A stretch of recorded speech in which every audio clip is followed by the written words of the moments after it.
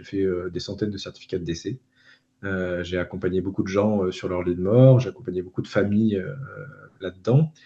Et ça m'a donné effectivement une vision de la vie un peu particulière, ou effectivement peut-être une sagesse, on peut dire ça comme ça, sur le sens de la vie, la qualité de la vie, comment je voulais la vivre. Et c'est vrai Mmh. qu'aujourd'hui, euh, j'ai envie de vivre ma vie de manière beaucoup plus intense, de manière beaucoup plus consciente, beaucoup plus réfléchie que ce que je faisais avant.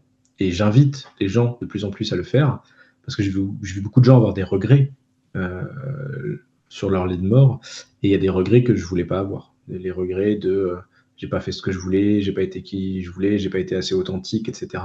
Je me suis dit, ça, quand il y a une personne qui te le dit, tu dis bon voilà, mais quand il y a des dizaines de personnes qui répètent les mêmes choses, les mêmes regrets, je Mmh. dis quand même, il faut que ça va. Donc ça m'a servi d'expérience, là où les gens ne meurent qu'une fois. Moi, j'ai eu la chance, entre guillemets, de mourir plusieurs fois, et en tout cas de me poser cette question sur comment je voulais vivre ma vie.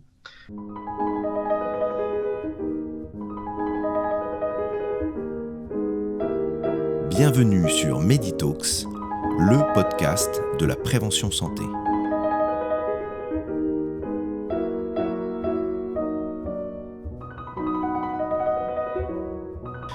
J'ai le grand plaisir d'accueillir aujourd'hui sur Meditalks le docteur Julien Vellemant, onco-radiothérapeute à l'Institut du cancer de Montpellier, où il est spécialisé en radiothérapie pédiatrique et co-dirigeant du centre Oncodoc, une structure libérale de radiothérapie implantée à Béziers. Formé à la faculté de médecine de Montpellier, il a enrichi son parcours de plusieurs diplômes spécialisés en oncologie pédiatrique, carcinologie clinique, radiobiologie ainsi qu'en bioinformatique et sciences numériques pour la santé. Julien exerce depuis plus de 10 ans à l'ICM, d'abord comme interne, puis comme médecin spécialiste en onco-radiothérapie, auprès des adultes comme des enfants. Mais c'est dans la prise en charge des plus jeunes qu'il s'investit tout particulièrement. En 2024, il lance un projet inédit en France, intégrer un robot humanoïde empathique, baptisé Miroki, dans les salles de traitement pour accompagner les enfants pendant leurs séances de radiothérapie. Une innovation au croisement de la médecine, de la robotique et de l'humanité. Geek revendiqué, passionné par l'IA générative, la réalité virtuelle, les jeux vidéo et toutes les technologies émergentes, il utilise la tech pour améliorer son efficacité et se consacrer davantage à ses patients. Inspiré aussi par la philosophie japonaise, il défend une approche globale de la santé, à l'intersection du corps, de l'esprit et de l'environnement. Un médecin engagé donc, un innovateur curieux et un humaniste convaincu, nous allons explorer ensemble son parcours, ses projets et sa vision très personnelle de la médecine de demain. Julien, bonjour. Bonjour Max, Merci beaucoup d'avoir accepté mon invitation pour venir échanger sur Meditalks. avec plaisir. Donc on va évoquer un petit peu tous les sujets dont on vient de parler, en particulier ton parcours, voilà, ta vision un peu de la médecine et puis du système de médecine français, et puis du projet Miroki, parce que ça c'est quand même un truc qui me semble aussi particulièrement innovant et intéressant, donc on va en Mhm. parler. Mais avant tout ça, j'aimerais bien, s'il te plaît, que tu puisses nous rappeler d'où tu viens et dans quel environnement tu as grandi, s'il te plaît. Alors du coup, si je la fais la version très courte, j'ai pas mal déménagé quand j'étais jeune. Donc je suis né à Angoulême, mais j'ai fait plusieurs villes, D'accord. Angoulême, Bordeaux, Montpellier, de ces environs. Et je me suis posé à Montpellier donc pour mes études de médecine. Et c'est là que donc j'ai commencé toute l'aventure médicale. J'ai fait ça un peu. Voilà, c'était le moment où je suis parti de chez mes parents, parce que mes parents ensuite eux sont rentrés sur Bordeaux. Donc D'accord. j'ai synchronisé le début des études avec le début de je laisse papa maman. Voilà, Ok.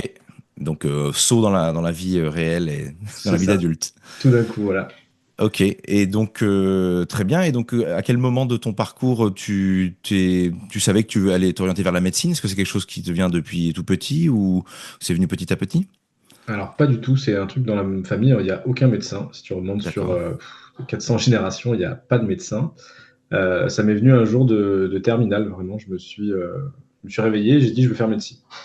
Mais je Et sais pourquoi? T'as eu pas un d'où événement ça vient. déclencheur ou... Même Non? pas, même pas. Je sais absolument pas pourquoi, j'ai cherché hein, et je ne sais toujours pas pourquoi. Donc, t'avais J'ai intériorisé que littéralement, ce métier était intéressant et te plaisait, je quoi. sais pas. Franchement, je sais pas. J'ai réfléchi un peu. Je me suis dit, je voulais trouver un truc où je voulais prendre soin des gens. Ok. Et en fait, naturellement, ça se fait comme ça, mais j'y avais jamais réfléchi. C'est pas, je me suis dit, je réfléchis, et puis à un moment, ça mûrit, puis je me dis, ah, finalement, c'est une bonne idée. Non, c'est vraiment littéralement, je me suis levé et j'ai dit, je vais faire médecine. Et je sais D'accord. pas vraiment pourquoi. Et tu regrettes pas ton choix du coup? Je regarde pas du tout mon choix, mais c'est vrai que personne n'a compris dans la famille, puisque dans la famille, on est soit prof, soit ingénieur. Hein. Il n'y a D'accord. pas d'autre choix, on va dire. Et du coup, quand j'ai dit je veux faire médecine, tout le monde m'a regardé en disant mais pourquoi? Qu'est-ce qui t'a donné l'idée, quoi? Et c'est vrai qu'on a tous creusé et je sais pas trop. Mais en tout cas, voilà, je regrette absolument pas. Et D'accord. c'était un très bon choix. Et donc tu savais pas non plus quelle spécialité tu voulais faire a priori, je suppose, si tu savais pas vraiment que tu voulais faire médecine, enfin si ça t'est arrivé tard comme ça. Alors j'ai commencé en voulant faire neurologue, parce que je suis D'accord. vraiment passionné par le cerveau, comment ça marche, les capacités qu'on a avec notre cerveau, etc. Et puis je suis passé dans les services quand j'étais en stage et j'ai pas trop aimé. L'expérience était intéressante, l'examen clinique était très intéressant, mais c'est vrai qu'en termes de traitement, c'était assez pauvre puisqu'on pouvait traiter les gens mais peu les guérir. Tu as une sclérose en Mhm. plaques, on te traite mais on peut pas te guérir. Tu as un Parkinson, on te traite mais on peut pas te guérir. Tu as un Alzheimer, on te traite mais on peut pas te guérir. Donc plein de pathologies qui sont très intéressantes intellectuellement parlant, mais qui humainement t'obligent à dire toujours, ben voilà, vous allez mourir avec. Et ça, j'étais assez déçu de ce point de vue-là. Oui, c'est frustrant, je comprends. Ouais, c'est hyper Euh, et, frustrant. et du coup, c'est ce qui explique ton orientation, du coup, et t'as fait pas mal de formations aussi, j'ai vu. Je sais pas si c'est pendant à ce moment-là ou après ton diplôme de médecine. Et c'est ce qui explique du coup ton parcours et ta réorientation vers la radiothérapie et l'oncologie. Alors même pas. Alors les formations dont tu parlais là dans l'intro, c'était des choses que j'ai faites après. Hein. D'accord, Ensuite, je me suis dirigé, je me suis dit, je veux faire gériatrie, donc d'accord, la médecine des personnes âgées, dans l'idée que pareil, j'aime beaucoup le vieillissement harmonieux, comment on vieillit bien, comment on vit plus longtemps, etc. Je me suis pas mal intéressé à tout ce qui s'appelle le biohacking, qui est une tendance qui au départ qui vient des USA sur l'optimisation du corps biologique, on va dire. Et je m'étais dit, bah, je vais aller là-dedans, comme ça, j'aurai une médecine qui permet d'optimiser le corps et de vivre mieux, plus longtemps, etc. Et en fait, pareil que pour la neurologie, j'étais très déçu, puisqu'on ne s'occupe pas tellement du vieillissement harmonieux des gens, on s'occupe plutôt de réparer ceux qui sont cassés par la vie et de les placer soit dans des EHPAD ou autres. Donc il n'y avait pas cette réflexion en amont de dire comment on essaye d'éviter de casser des corps pour qu'ils en arrivent à un point de casse tel à cet âge-là. Et du coup, ça m'a un peu déçu. Et donc, en fait, pour la petite histoire, j'arrive donc à 2 mois du concours, donc à 6 ans après le bac, où on te demande donc tu as ton concours et on te demande de choisir et ta ville et ta spécialité.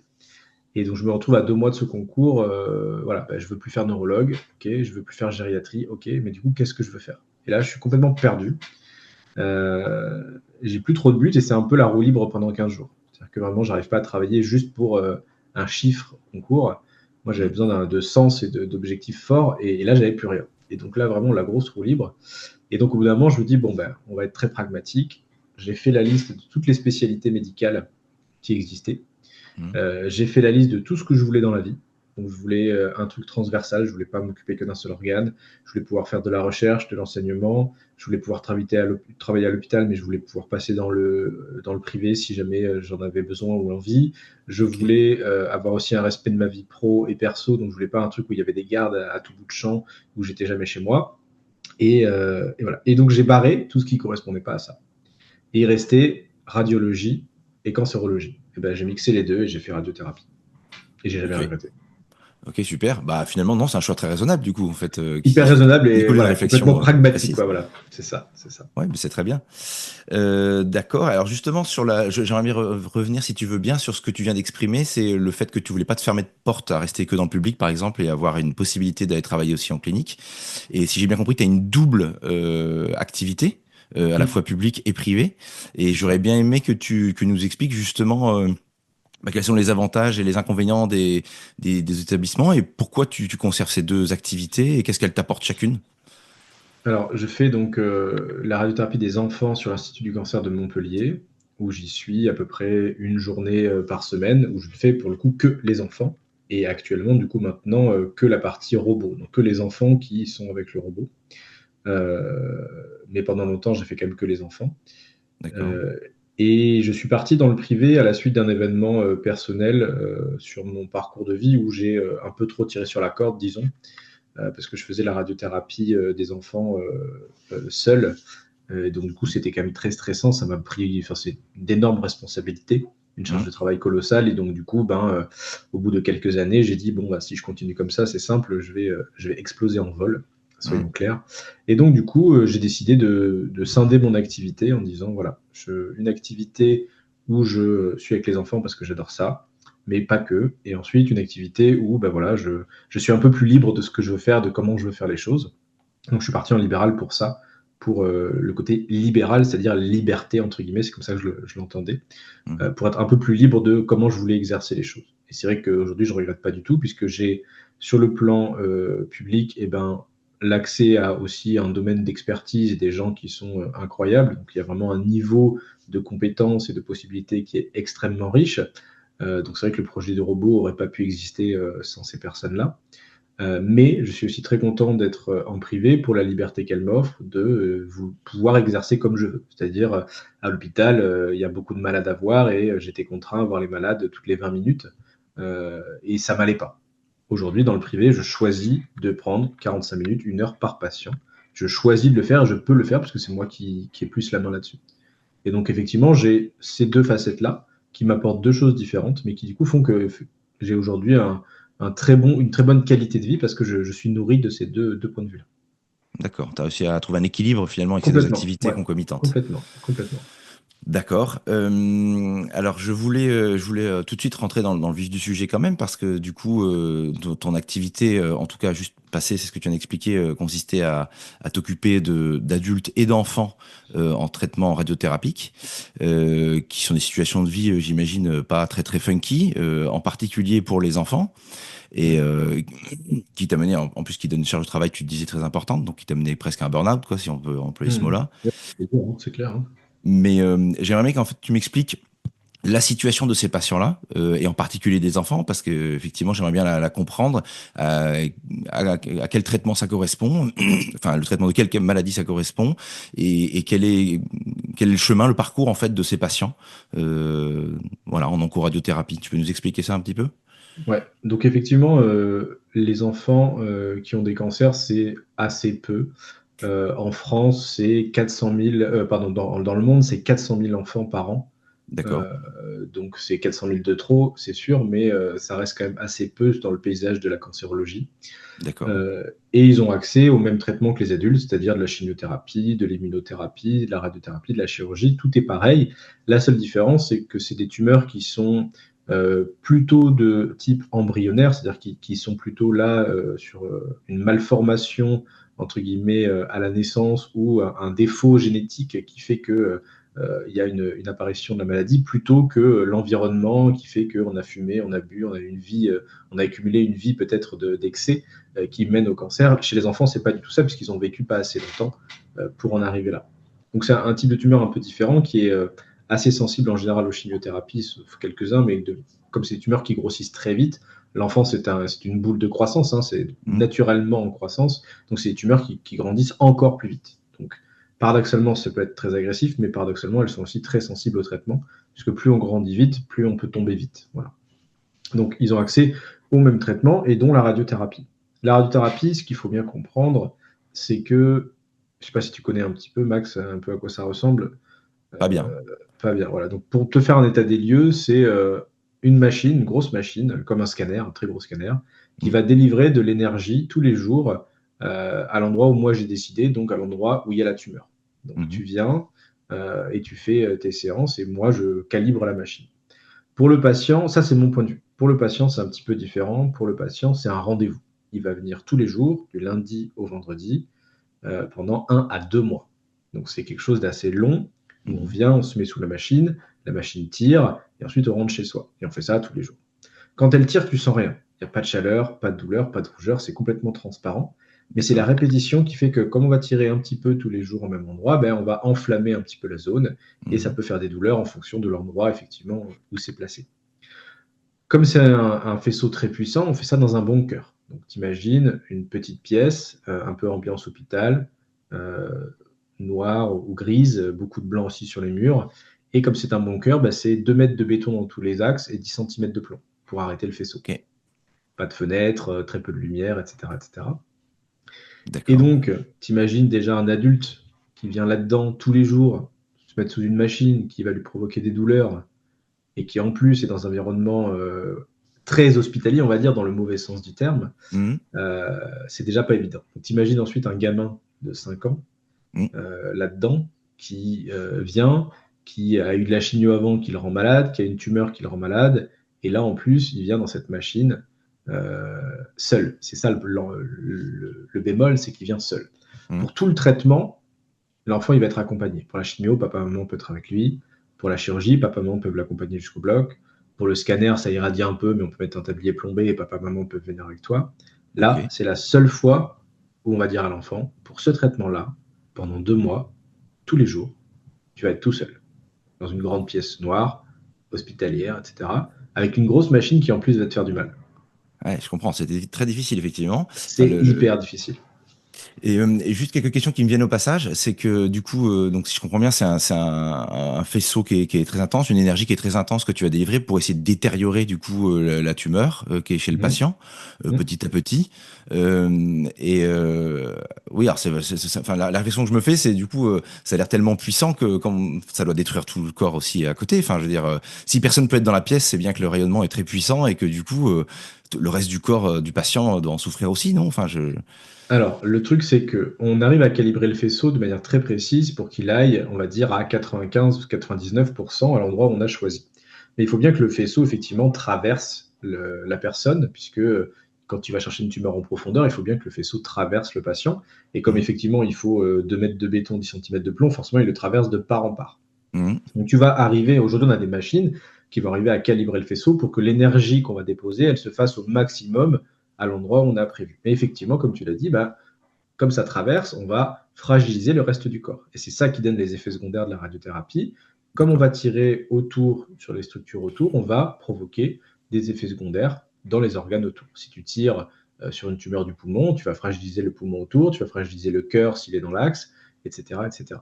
Et donc, chez un patient qui a une tumeur qui, de toute façon, est létale si on ne s'en occupe pas, on accepte le fait que, comme il se fait traverser et que, ben voilà, il y a un petit risque supplémentaire d'effets secondaires, mais en balance avec la maladie qui, de toute façon, est là et qu'il faut détruire, c'est acceptable. Si par contre tu mets quelqu'un dans la pièce, c'est pas acceptable, puisque du coup il va recevoir aussi ce faisceau, et lui, Mhm. pour le coup, il n'y a pas d'enjeu à ce qu'il reçoive le faisceau, puisque lui, il n'est pas malade. Donc, Oui, son dans bénéfice-risque est la pas bon. balance bénéfice-risque, voilà, c'est une balance bénéfice-risque qui est pas bon. Et le boulot du médecin, tous les jours, c'est ça. Je pense qu'on est les D'accord. meilleurs évaluateurs du risque de ce truc-là. Ok. Et donc ça veut dire qu'il y a un enjeu aussi technique, j'imagine, à concentrer toute l'énergie à l'endroit où on veut taper. Et Bien donc il y sûr. a de la recherche, j'imagine, pléthorique sur ces sujets-là, parce que toute perte d'énergie va aller détériorer les tissus autour, quoi.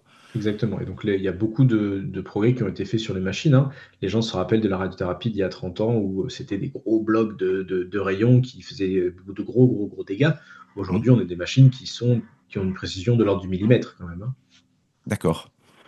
Ok, très intéressant en tout cas de connaître. Non, je ne savais pas tout ça effectivement. Je voulais, avant de rentrer sur toutes les histoires, justement sur les solutions que tu apportes à ça avec Miroki, mais on va y revenir plus tard. D'abord, rester un petit peu là-dessus, parce que du coup, moi, ce qui me semble vachement difficile, bah, pour les patients et puis pour toi dans ce genre d'activité, c'est que tu es confronté à la mort en permanence, quoi. Tous tes patients potentiellement peuvent mourir à plus ou moins court terme même. Mhm. Et donc, j'ai vu que dans une autre vidéo que tu expliquais ça et que c'était très intéressant, c'est que bah, à la fois c'est une difficulté très clairement, c'est du stress sans doute, mais c'était aussi un apprentissage pour toi et que c'était permis peut-être de d'avoir une certaine sagesse ou en tout cas de regarder la vie un petit peu différemment, d'être confronté à la mort de façon répétée. Est-ce que j'ai bien compris? C'est exactement ça. J'ai commencé médecine quand je regarde le parcours que j'ai fait. Quand je commençais médecine, on pourrait m'appeler, tu sais, le jeune con. C'est celui qui croit tout savoir et qui a des idées arrêtées sur tout et qui changera Ah oui, t'étais jamais. comme ça toi, grande gueule quoi. Pas forcément grande gueule, mais Non? disons que j'avais des idées. Et tu vois, par exemple, un Ok, des meilleurs exemples que je donne, c'était les mecs qui fumaient. Quand j'ai ok. commencé médecine, quand je voyais des mecs qui fumaient, je disais, bah, ils ont un cancer. C'est logique, quoi. Ils ont fumé, c'est un peu de leur faute, quoi. Tu vois, Bah c'était c'est vrai aussi, hein. la facile. Ouais, mais fondamentalement, pourquoi il s'est mis à fumer? Pourquoi il peut plus arrêter aujourd'hui? Pourquoi il continue de fumer? Enfin, il y a beaucoup de Mhm. questions ensuite qui sont arrivées derrière. Et du coup, j'ai beaucoup mûri là-dessus. Aujourd'hui, je suis devenu beaucoup plus tolérant D'accord. grâce à ça. Et donc, effectivement, comme tu l'as bien dit, hein, moi, j'ai vu beaucoup de gens mourir. J'ai fait des centaines de certificats de décès. J'ai accompagné beaucoup de gens sur leur lit de mort. J'ai accompagné beaucoup de familles là-dedans. Et ça m'a donné effectivement une vision de la vie un peu particulière, ou effectivement peut-être une sagesse, on peut dire ça comme ça, sur le sens de la vie, la qualité de la vie, comment je voulais la vivre. Et c'est vrai Mhm. qu'aujourd'hui, j'ai envie de vivre ma vie de manière beaucoup plus intense, de manière beaucoup plus consciente, beaucoup plus réfléchie que ce que je faisais avant. Et j'invite les gens de plus en plus à le faire parce que j'ai vu beaucoup de gens avoir des regrets sur leur lit de mort et il y a des regrets que je voulais pas avoir. Les regrets de j'ai pas fait ce que je voulais, j'ai pas été qui je voulais, j'ai pas été assez authentique, etc. Je me suis dit, ça, quand il y a une personne qui te le dit, tu dis bon voilà, mais quand il y a des dizaines de personnes qui répètent les mêmes choses, les mêmes regrets, je dis quand même, il faut que ça va. Donc, ça m'a servi d'expérience. Là où les gens ne meurent qu'une fois, moi, j'ai eu la chance, entre guillemets, de mourir plusieurs fois et en tout cas de me poser cette question sur comment je voulais vivre ma vie. Et c'est vrai que aujourd'hui, il y a plein de choses du quotidien qui, moi, me traversent parce que j'y accorde aucune importance, quoi.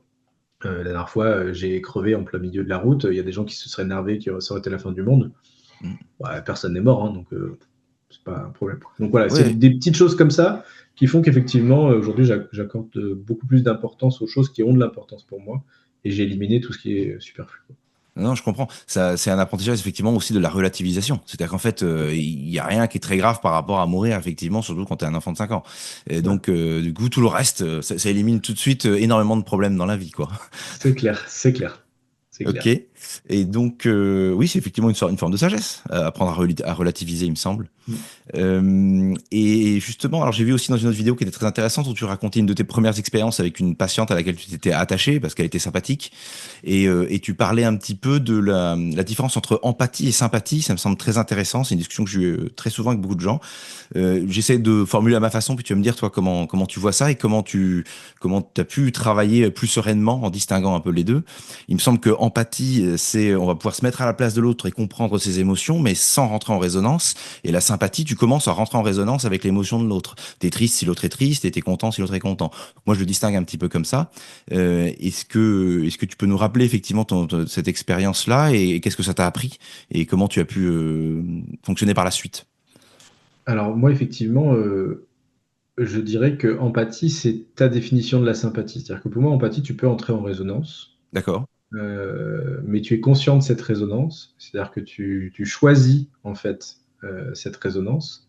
Là où pour moi, quand tu as une sympathie, c'est naturel. Tu Ah, l'as pas d'accord. choisi, tu le ressens, quoi. C'est quelque chose comme ça. Alors que l'empathie, c'est je sens qu'il est triste, je m'autorise à être triste.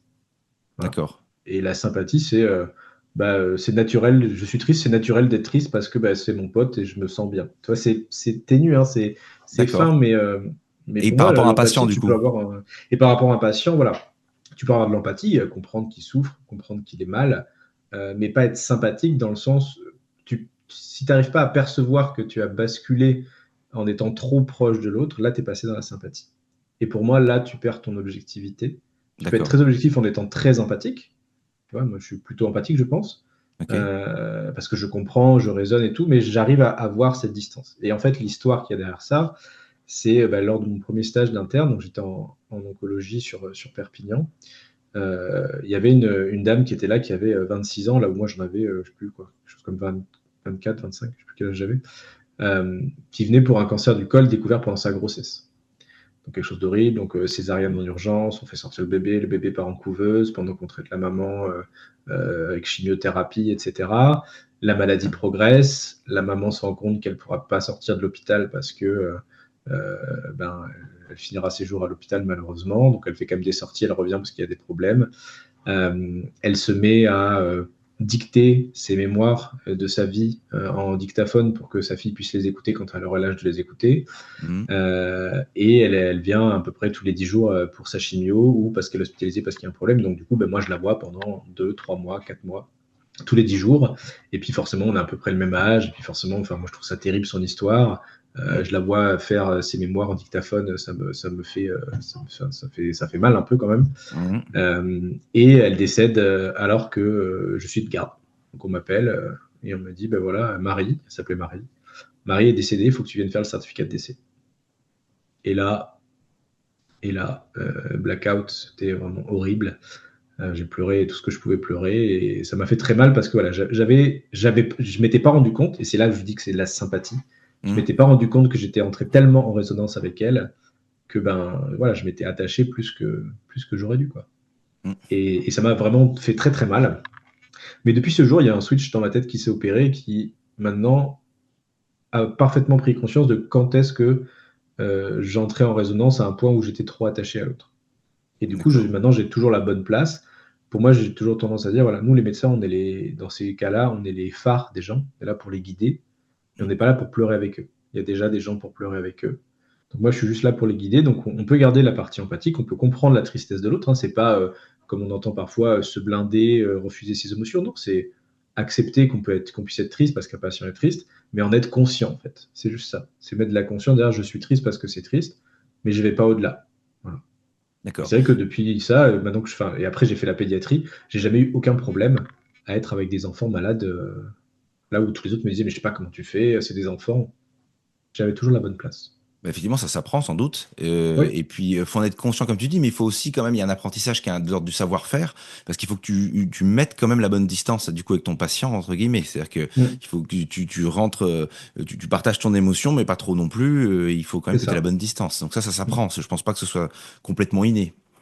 Voilà, moi, en tout cas, c'était par la force des choses, ça a été brutal, mais ça s'est fait du jour au lendemain. Mais je pense que ça s'apprend, oui, D'accord. bien sûr. D'accord, OK, très intéressant, comme retour d'expérience effectivement. Et qu'est-ce que tu penses, je voulais t'emmener juste sur les histoires, d'aide à mourir, puisque c'est quand même des débats qui sont revenus en France, régulièrement et puis en ce moment. Et j'ai vu que tu échangeais sur ce sujet-là avec un médecin, québécois, si je me rappelle, Mm. dans une autre vidéo, et votre discussion était intéressante. Et ta position était intéressante aussi. J'aimerais bien que tu nous la réexpliques si c'est possible sur ce sujet-là. Je pense que c'est des débats qui doivent être faits au cas par cas. C'est-à-dire que je pense qu'effectivement, il y a des pathologies qui existent, il y a des états d'être qui font que il n'y a aucune échappatoire et que parfois demander de l'aide à mourir dans ces cas-là, ça peut être entendable. Encore une fois, c'est du cas par cas, aucune généralisation. C'est Mmh. pas tous les gens qui sont comme ça, tous les gens qui, ça marche pas. C'est du cas par cas et je t'explique pourquoi. Moi, j'ai ma grand-mère qui est décédée de la maladie de Charcot, Mmh. donc la sclérose latérale amyotrophique. C'est, je pense, une des maladies les pires qui existent. C'est-à-dire que le Mmh. cancer, pour moi, c'est un enfant de cœur à côté. J'ai vu ma grand-mère finir pendant un an à ne plus pouvoir que cligner des yeux pour dire ce qu'elle voulait, pendant un Mmh. an, avec paralysée, les bras recroquevillés, etc., des poches, etc. Donc, horrible. Ma grand-mère étant très catholique, hors de question pour elle de demander l'aide à mourir, parce que c'était une sorte de suicide pour elle, et du coup, excommunication, etc. Et donc, du coup, elle a enduré ça. Et nous aussi, du coup, en tant que famille, et j'ai trouvé ça extrêmement dur. Et elle a quand même demandé l'aide à mourir au bout d'un an, malgré sa foi, malgré tout ça, parce que c'était devenu complètement atroce.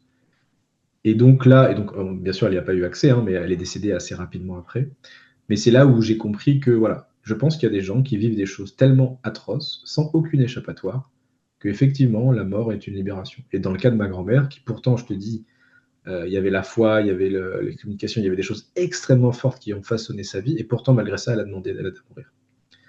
Donc voilà, je pense qu'il faut surtout pas généraliser, mais qu'il Mmh. faut peut-être laisser une porte pour ceux qui en auraient besoin, bien sûr. OK. Et donc si ta grand-mère a bénéficié entre guillemets de l'aide à mourir, ça veut dire que c'était déjà en place? Il y a déjà un cadre, Alors justement, elle n'a pas juridique? bénéficié, hein. Elle l'a demandé, mais non, elle D'accord. l'a pas eu parce qu'effectivement, sur le coup, en fait, le temps que nous on se pose la question de qu'est-ce qu'on fait quand elle l'a Mmh. demandé, elle était décédée. Le temps D'accord. qu'on dise voilà, comment on peut faire ça, elle est décédée quelques jours après. Mais en tout cas, ce D'accord. qui m'a marqué, c'est qu'elle l'a demandé là où j'étais persuadé qu'elle ne le demanderait jamais. Je comprends. Et alors donc je connais pas bien les textes juridiques et ce qui se fait, mais de ce que j'ai cru comprendre quand même, les patients, à un moment quand ils sont dans des situations difficiles, ils sont mis en sédation Mm, profonde. Je pense que c'est quand même à la demande du patient s'il est conscient et qu'il mm, peut le faire. mm. Je ne sais pas s'il y a un cadre juridique pour ça actuellement, mais j'ai entendu quand même que ça se passait de façon assez régulière. Donc je pense que précisément l'empathie du médecin, au bout d'un moment, j'imagine, permet d'accompagner le patient et puis donc de tester si ça c'est...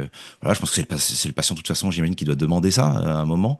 Et donc est-ce que c'est encadré ça juridiquement, tu sais un peu? Quelle est la C'est nouvelle proposition du coup? c'est très très encadré parce qu'effectivement, il faut surtout pas qu'on dérive vers je suis las de la vie, alors j'abandonne la vie. C'est-à-dire que tu pourrais très vite tomber dans moi j'en ai ras-le-bol, j'ai pas envie de me battre, voilà, je demande l'aide à mourir. Parce que ça, ce serait une facilité qui serait dangereuse. Aujourd'hui, effectivement, on a la sédation profonde. La sédation profonde, c'est pas l'euthanasie. C'est-à-dire qu'on n'injecte pas de cocktail lithique qui va déclencher la mort. C'est juste, on arrête de nourrir les gens et on les endort. Et on arrête de les hydrater et, entre guillemets, ils décèdent lentement, progressivement, en s'endormant. C'est une sorte de, en simplifiant très fort, une sorte de coma artificiel dans lequel on te plonge et qui fait que la vie s'éteint au bout d'un moment. Alors, c'est quoi, on est anesthésié? Tu peux nous expliquer un peu juste C'est pas une anesthésie, c'est juste une espèce de sédatif. Voilà, c'est quelque chose qui va te faire dormir. D'accord. C'est un gros Lexomil pour te faire dormir, quoi. Et avec de la morphine pour pas que tu souffres. Et c'est ce cocktail-là qui t'accompagne jusqu'à ce que tu t'éteignes, mais on te laisse t'éteindre. On ne te provoque pas la fin. Voilà, c'est ça. Après, tu peux réinjecter, j'imagine, du produit quand même et de la morphine. Une fois sédaté, je veux dire, tu peux quand même éventuellement rajouter des produits. Après, il y a de l'entretien, voilà. Après, c'était entretenu. C'est-à-dire que tu as juste deux seringues avec ces deux produits-là qui courent, et c'est ça qui te garde dans cet état-là jusqu'à ce que ton corps lui-même s'éteigne. D'accord. Donc c'est très encadré. Il y a alors ça dure, ça dépend combien de temps le corps met à entre guillemets s'éteindre. Il y a des fois c'est quelques jours, et des fois c'est quelques semaines parfois. C'est très très très variable. Ça dépend beaucoup de la condition des gens initialement. Voilà. Mais c'est pas de l'euthanasie, c'est que de la sédation profonde. Et quand tu parlais d'empathie, alors pour moi le sujet il est un peu plus complexe que ça, puisque il faut aussi, et c'est ça dont j'essaie de parler un maximum parce que les gens ne sont pas à l'aise avec ça, c'est être à l'aise avec le concept de la mort. Parfois, ce qui coince, c'est que le patient le demande parce que effectivement, il ressent le besoin. Mais si l'équipe de soignants en face, elle, n'est pas à l'aise avec l'idée de la mort, elle peut refuser ces choses-là. En tout cas, elle peut le refuser ou mal le faire. Et dans ces cas-là, c'est quand même assez dommageable. Donc, quand on est dans un service de soins palliatifs, qui a l'habitude, qui a déjà une réflexion sur la mort, etc., ça se fait bien. Mais si ça devait survenir dans des contextes où les gens ne sont pas à l'aise à discuter avec de la mort, et moi j'ai des amis oncologues qui pourtant sont cancérologues, qui sont pas du tout à l'aise avec l'idée de discuter de la mort, du coup ça frictionne et c'est pas très bon. D'accord. Donc c'est plus, voilà, quelle position on a de nous-mêmes vis-à-vis de la mort, comment on la voit, plutôt que là, pour moi c'est au-delà de l'empathie, quoi. D'accord, donc le service dans lequel on se trouve est très important aussi, les hommes qui nous entourent, très important aussi. Voilà, et même dans le service, il y a des gens qui, même en service de soins palliatifs, ne sont pas à l'aise avec l'idée de la mort quand même. Je comprends. Ok, merci pour cet éclairage. Je voulais parler quelques minutes avant d'arriver sur Miroki. Je voulais juste aussi que tu nous parles de ta vision, en fait, de la responsabilisation des patients, parce que tu en parlais également dans une autre vidéo. Et j'ai trouvé aussi ton positionnement assez raisonnable et juste, parce que moi, il me semble que les patients en France sont quand même sont complètement aveugles en fait des coûts qui sont engendrés par le système de soins français. Et donc, certaines fois, on paye rien du tout, on n'a même pas de facture, on ne sait pas ce qui s'est passé dessous, alors que c'est des frais très importants qui sont engagés pour la santé des Français. Et donc, est-ce que tu peux nous parler effectivement de ta vision de ça, l'éventualité d'un ticket modérateur, c'est-à-dire d'une responsabilisation du patient, en le faisant payer à chaque fois quelque chose, même si c'est symbolique, mais qu'il participe toujours à ses frais de santé? Alors, moi, déjà, je suis pour engager les patients, puisque dans le système de médecine un peu intégrale que j'imagine, tout le monde doit participer. Ça paraît logique, donc, quel que ce soit pécunier ou autre, en tout cas, tout le monde doit participer. Et je pense que déjà, il faut remettre le bon terme. La santé en France n'est pas gratuite. À force de dire gratuit, on a l'impression que personne ne paye. Et que gratuit, c'est pourri. Pour moi, gratuit, c'est pourri à chaque fois. Donc, c'est pas gratuit. Il ne faut pas que les gens aient cette idée que la médecine est gratuite, que la santé est gratuite. La santé a un coût. Il est juste assumé par la société. C'est complètement différent d'avoir cette vision-là, parce qu'en fait, comme les gens dans l'idée, en disant, oh, de toute façon, c'est gratuit, et bien en fait, gratuit, ils ne respectent pas. Quand on a un rendez-vous gratuit, on peut se permettre de ne pas l'honorer. Quand on a un truc gratuit, ça n'engage rien. Alors qu'en fait, quand on dit que ça a un coût, mais qui est assumé par d'autres, déjà, ça engage les autres. Donc déjà, il faudrait qu'on change ce mot-là. La santé n'est pas gratuite. Voilà, c'est la première chose.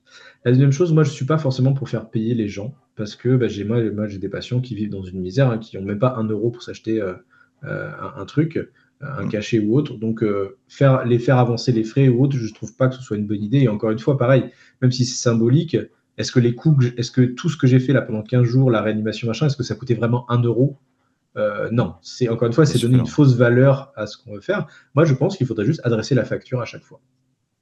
Vous avez fait une journée en réanimation, c'est 5 000 euros. Vous êtes passé 10 jours, c'est 50 000 euros. Voilà. La France a payé pour vous 50 000 euros. Vous faites une radiothérapie, c'est en moyenne 15-20 000 euros. Ben voilà, vous avez traité votre cancer, la France a payé 20 000 euros.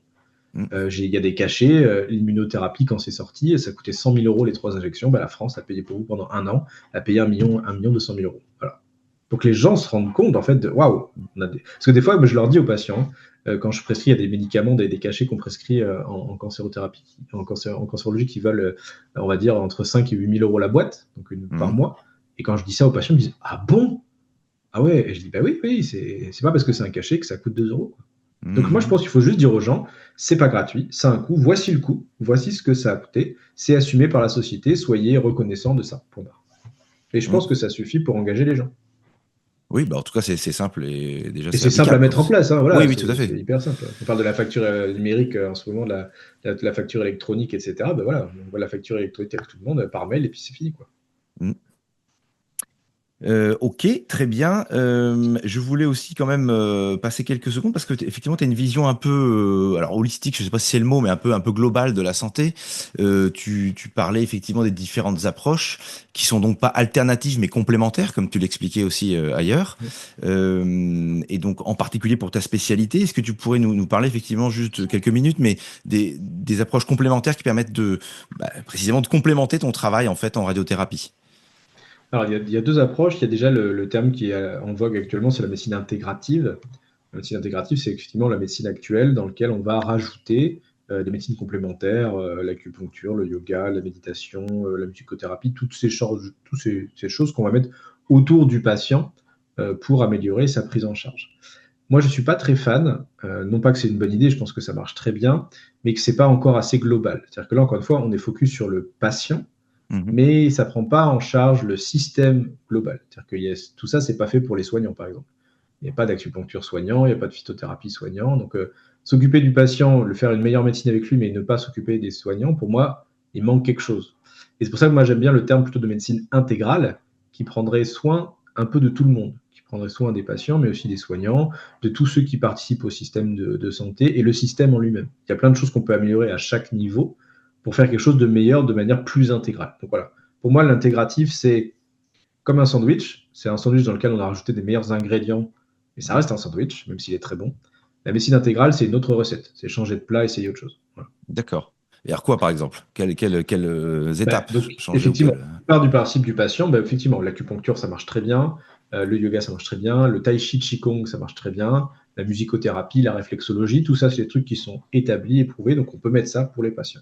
Okay. Ensuite, pour les soignants, typiquement, en ce moment, il y a l'IA qui arrive. Il faut former tous les soignants à utiliser ces outils pour qu'ils aient des idées, des cas d'usage de ce qu'ils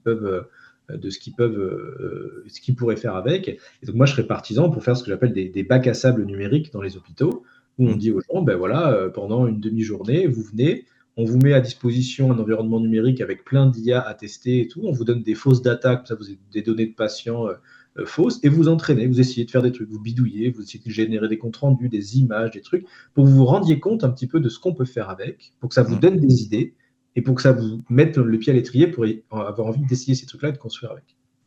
Et donc, ça peut être des premières briques qu'on peut faire, parce qu'on parle beaucoup des patients, mais les soignants souffrent, hein, c'est un fait, et finalement, il faut aussi les aider. Donc, dans ma vision un peu globale de la médecine, il faut aussi aider cette partie-là. Ok, mais c'est très clair. Ça nous amène à Miroki du coup, parce que en fait, je trouve que tu as trouvé un cas d'usage qui me semble parfaitement adapté pour ça. Donc on revient cette fois-ci au cas d'usage où l'enfant qui est en radiothérapie va se retrouver régulièrement, tous les jours, toutes les semaines, dans une salle qui est pas très accueillante. Et ton idée, si j'ai bien compris, c'est qu'il soit accompagné de ce robot Miroki qui va pouvoir lui tenir compagnie et améliorer son expérience globale. C'est ça. L'idée, c'est qu'il est seul dans cette pièce, et avec ce système-là, il aura un compagnon qui l'accompagnera du coup dans cette pièce pour plus que jamais qu'il se sente seul dans cette pièce de radiothérapie, et qui fera plus qu'un simple doudou, une simple vidéo ou autre chose. C'est beaucoup plus entre guillemets global, ça implique beaucoup plus de choses, et donc on espère avec ça que les enfants du monde, parce que c'est ça que je vise, se sentent plus seuls dans cette pièce de radiothérapie. D'accord. Et donc, comment est née cette idée-là, du coup? Comment tu t'es dit un jour, tiens, bah, c'est un robot qui permettrait de remplir ce cas d'usage puisque personne ne peut venir dans la pièce ou comment Alors moi c'est déjà, né? donc on en a parlé un petit peu, mais je suis un peu le geek de l'équipe, donc Oui. jeux vidéo, technologie, etc. C'est mon petit dada, et j'aime beaucoup le Japon. Je suis très Ok. fan du Japon. Mon bureau est aux couleurs du Japon. Je repars au Japon la semaine prochaine, donc voilà, c'est une partie de ma vie, c'est sûr. Et D'accord. donc c'était il y a quelques années, il y a 2 ans et demi, 3 ans, une petite qui s'appelait Charline, qui avait 5 ans, et qui était venue faire son traitement. Et donc, normalement, je t'ai dit, un traitement, ça dure 10-15 minutes. Là, ça durait 1 heure par jour. Et ça a duré donc pendant 2 mois, 1 heure par jour, parce que pendant 1 heure, elle ne faisait que pleurer. Oh putain. Que pleurer. Impossible de la calmer. Donc, Charline qui pleure, ses parents qui pleurent, Mm. nous qui pleurons sur le côté sans qu'on nous voit, mais tout pareil, Ouais. et une impuissance complète. J'ai passé 2 mois à me dire à quoi je sers. Je n'arrive pas à calmer cette pauvre petite Mm. qui pleure littéralement 1 heure par jour, tous les jours pendant 2 mois. Mm.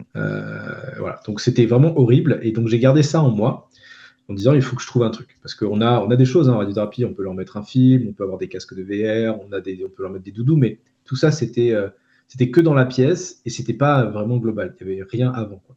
Mm. Et donc je pars au Japon et je me balade dans Tokyo et je me prends la flotte, vraiment une grosse flotte, et je me réfugie dans un magasin.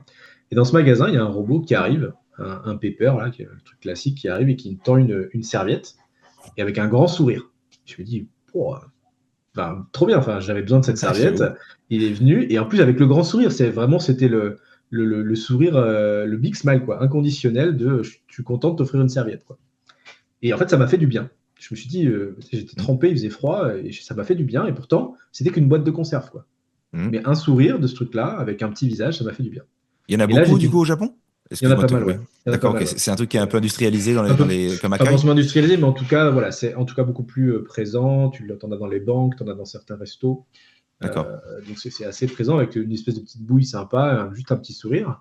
Et, euh, et là, je tilte et je me dis, putain, mais pourquoi on pourrait pas faire la même chose, avoir ce robot qui pourrait venir dans la pièce de radiothérapie pour accompagner l'enfant avec un grand sourire, pour plus qu'il se sente seul. Je me dis, bah, on fait ça pour le nucléaire. Il y a bien des machines qui vont dans les centrales nucléaires à l'endroit où les humains ne peuvent pas aller parce que c'est trop dangereux. On envoie des robots sur Mars parce qu'on ne peut pas envoyer des humains. Pourquoi on ne pourrait pas mettre un robot aussi à un endroit où les humains ne peuvent pas aller, quoi? C'était le Mm. même parallèle. Et donc là, je me suis mis à chercher un robot. Alors au début, j'étais très motivé, j'ai pris des cours de robotique. Donc je me suis formé, je suis sur Bien. YouTube, je me suis fait des formations, tout ça. Puis bon, bah, je suis pas non plus un génie, et puis mon temps est limité. Donc du coup, bah, j'ai abandonné. C'était intéressant, mais j'ai vite abandonné. Du coup, ensuite, je suis allé voir le laboratoire de robotique de Montpellier. On a un très beau laboratoire de robotique. Et je leur ai dit, bah voilà, je veux un robot comme ci, comme ci, comme ça pour accompagner les enfants. Et ils m'ont dit, bah ouais, pas de souci, c'est 5 millions d'euros et 5 ans de développement. Je dis, bon, bah, j'ai ni l'un ni l'autre, donc bah, je vais chercher autre chose. Mm. Et donc je cherche, et à un moment, je tombe dans un article sur Internet, Niroki, un robot pour la logistique dans l'hôpital. Donc je regarde un peu le site, effectivement, c'est un robot qui à la base était prévu pour déplacer des objets dans l'hôpital, porter des repas, pousser des chariots, etc. Il n'était pas prévu qu'il parle. Il était juste joli et mignon parce qu'on voulait qu'il s'intègre dans le paysage social. On ne voulait pas d'un robot froid et un peu à la Optimus de Tesla Mm. dans un environnement hospitalier. C'était déjà assez stressant. On voulait pas ça en plus, quoi. Bien Et sûr. donc, j'y vais au culot, je contacte le fondateur, je trouve son truc sur LinkedIn, et je lui écris, bah, bonjour, je m'appelle Julien, je suis radiothérapeute, j'ai ça comme projet, est-ce que ça vous botte? Il me dit, mais bien sûr, c'est incroyable, ça donne tellement de sens à notre robot, go, vas-y, on y va, on te suit. Ok, super. Et, euh, et il me dit, bon, par contre, bah, c'est une start-up française, Enchanted Tools, donc il me dit, il faut quand même acheter le robot. Donc, on vend la plateforme de développement, etc. Donc il faut des sous, quoi. Je dis, bah, il n'y a pas de souci. Donc avec Sandrine Moustardier, c'est une maman qui a perdu malheureusement sa fille il y a quelques années d'un cancer et qui a maintenant décidé d'œuvrer pour les enfants en radiothérapie. Bah, elle a fait des soirées caritatives, elle a vendu des mugs, des éventails. J'ai fait des soirées avec elle, on a pitché le robot. Et comme ça, les gens nous ont donné 10-20 euros de leur poche, des petites mamies ou des gens comme toi et moi qui ont mis de leur poche ou de leur retraite 10, 20, 100 euros. Et en fait, c'est les petits ruisseaux qu'on fait les grandes rivières, puisqu'on a réussi à récolter plus de 120 000 euros Ok. avec tous ces gens-là. Donc, il y a des milliers de gens qui ont contribué.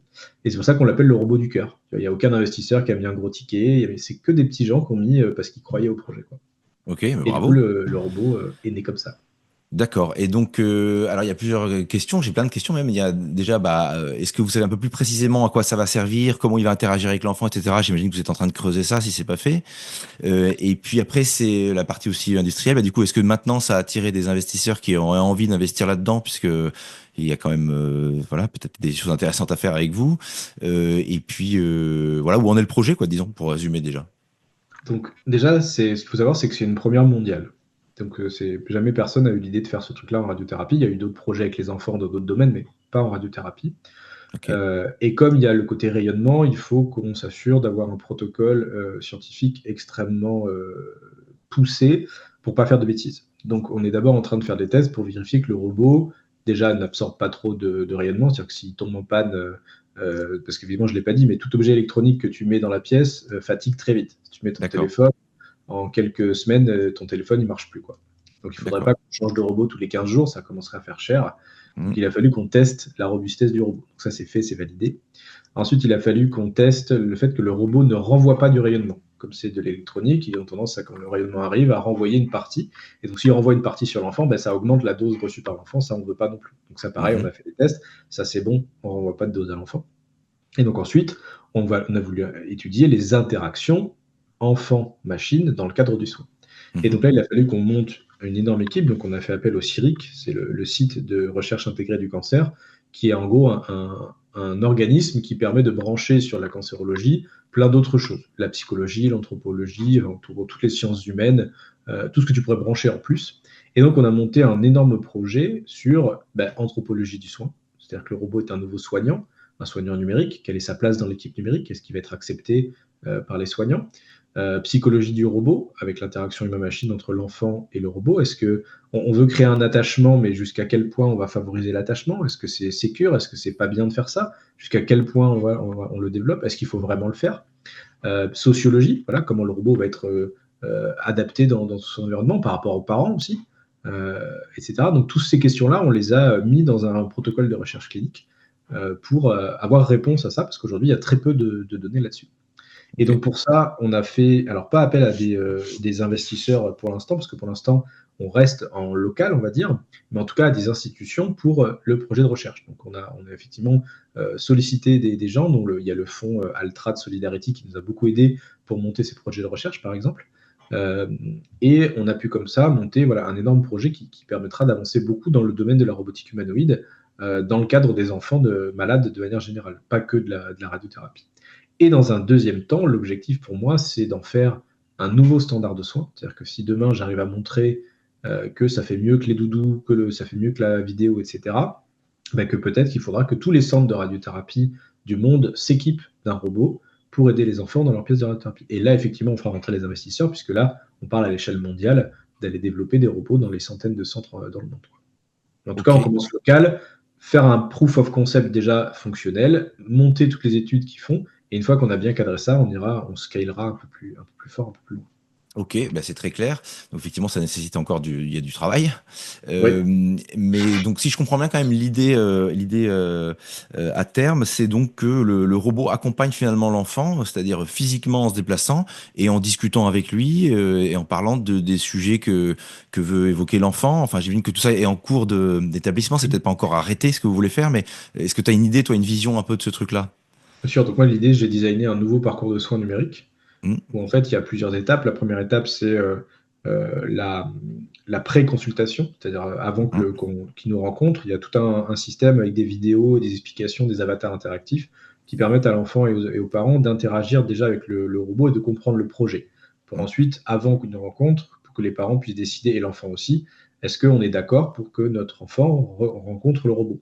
On aura peut-être des parents qui diront, moi, un robot, je ne veux pas, j'ai trop peur, je ne veux pas de ça. Donc déjà, on est avec cette question-là, avec ça. Ensuite, il y a la partie de consultation où on va faire rencontrer le robot avec l'enfant pour une première fois, un premier contact, avec des trucs dans la salle d'attente où on va pouvoir commencer à interagir un petit peu. Hmm. Et ensuite, il sera présent, le robot, à chaque étape du parcours de soins. Donc, il y a la préparation du traitement et le traitement. Donc, à chaque étape, il va venir justement pour favoriser cet attachement, dire à chaque fois que tu vis un moment un peu fort en radiothérapie, moi, je suis là Hmm. pour t'aider. Et là où, quand on devra dire au revoir à tout le monde, aux manipulateurs et aux parents, moi, je resterai avec toi dans cette pièce où, voilà. Mais tu m'as connu déjà depuis quelques temps, puisqu'on s'est vu déjà quelques temps avant. Et donc le robot, effectivement, peut dialoguer, hein, il est branché sur un LLM type ChatGPT-like, et donc tu peux interagir avec lui de manière assez fluide.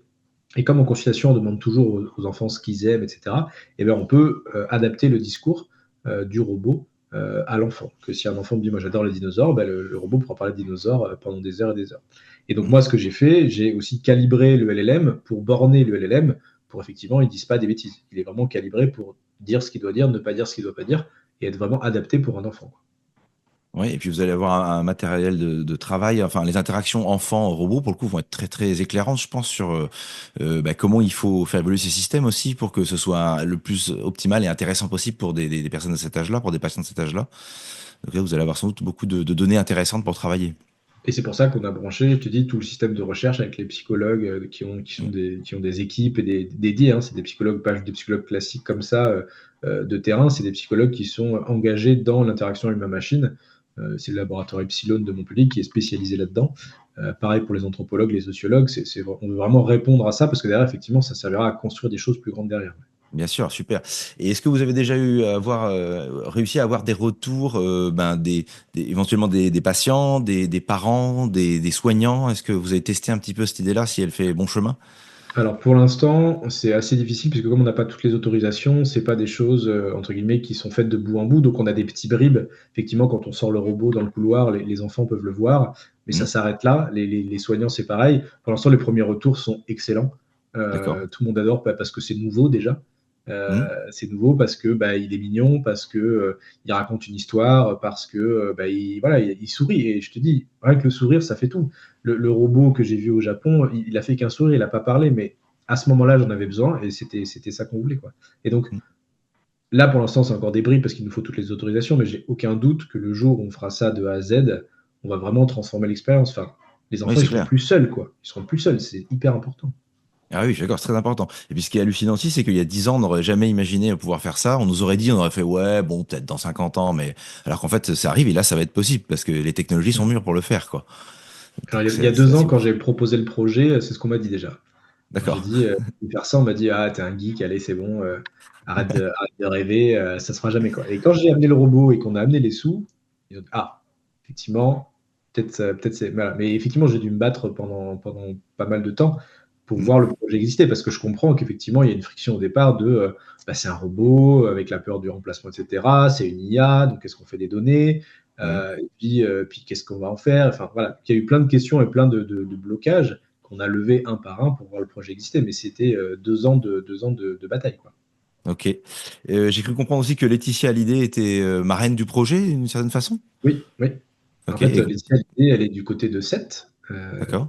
d'origine de Sète, donc à côté de Montpellier, et elle a une association pour les enfants.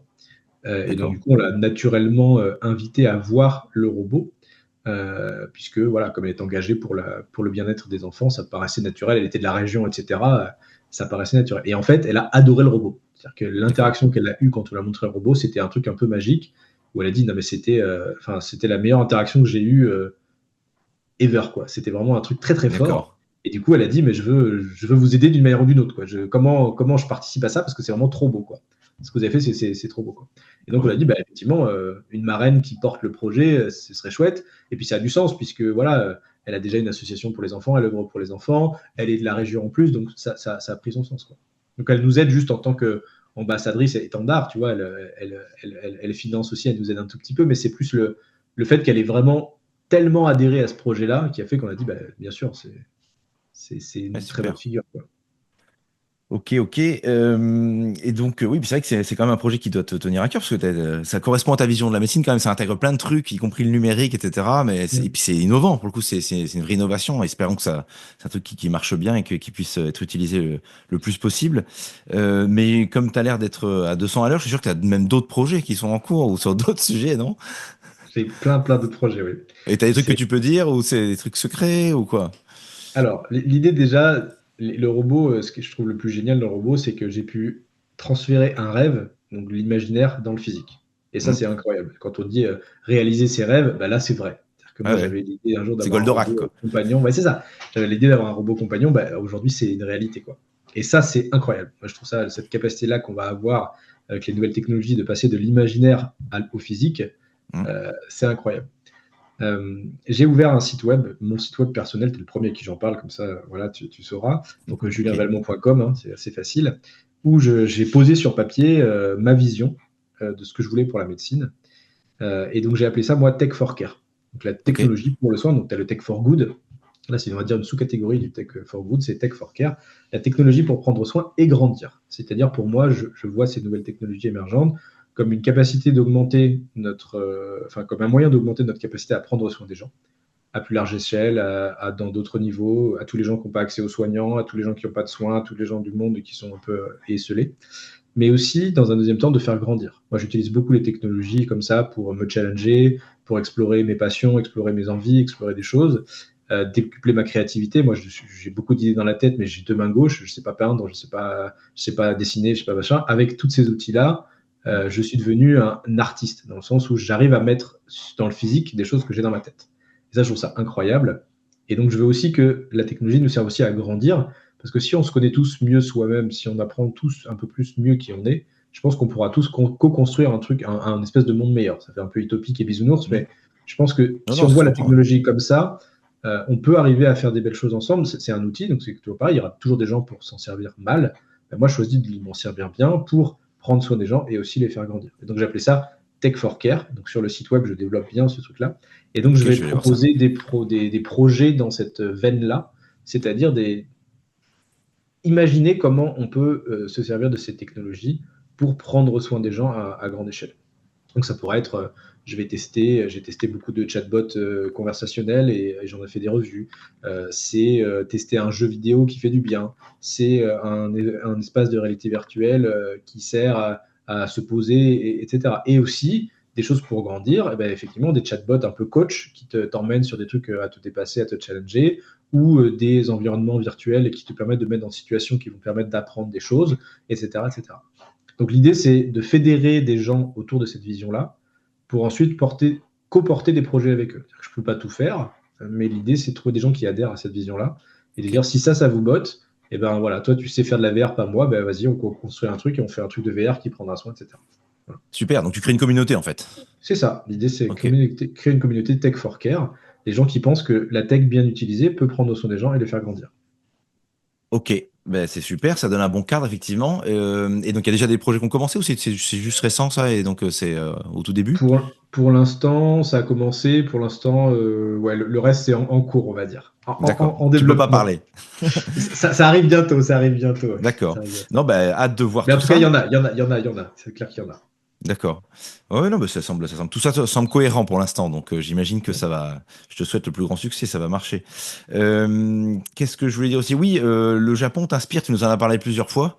Est-ce que tu peux nous dire en quelques mots pourquoi le Japon est inspirant? Alors, je te fais la petite histoire parce que l'histoire est belle. Ah bah vas-y. En terminale, quand je venais juste du coup de choisir médecine dans ma tête en me levant un matin en disant je vais faire médecine, la prof de principale de faire un petit tour d'horizon de qui veut faire quoi plus tard. Donc elle dit qui veut faire avocat, donc 3 mains qui se lèvent, qui veut faire machin, 3 mains qui se lèvent, qui veut faire médecine, là 10 voix qui se lèvent, dont la mienne. Et à la fin du cours, un des camarades de classe vient me voir, il s'appelait Ludovic.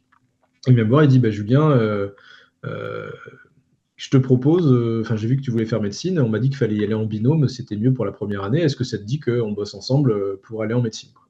Et tu sais, c'est ce gars qui est dans ta classe, c'est le camarade de classe, mais c'est pas ton pote, tu vois, t'es jamais sorti avec lui et tout, mais voilà, c'est ton camarade de classe, tu le connais, il est sympa, tu lui dis bonjour le matin quand tu rentres en classe, mais ça s'arrête là, quoi.